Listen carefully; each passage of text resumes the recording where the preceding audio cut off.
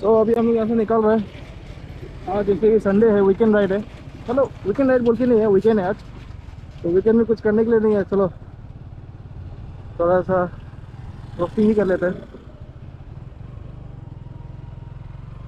अब यहाँ से ऊपर चढ़ रहे हैं। ये मेरा फर्स्ट टाइम होगा ये ऊपर पे, फर्स्ट या सेकेंड होगा। तो पीछे एक राइडर है और आगे दो राइडर चला गया। अभी मेरा वाला को ये तो चला रहा है ये बैग। चलो वो कितना ऊंचा है, वो दो बाइक दिखाई दे रहे हैं ना, वो लोग जा रहा है। वो दो दोस्त को देखो, दो बाइक उधर वो लोग जा रहे हैं। एक दोनों व्यू ये लेकिन Bs4 है।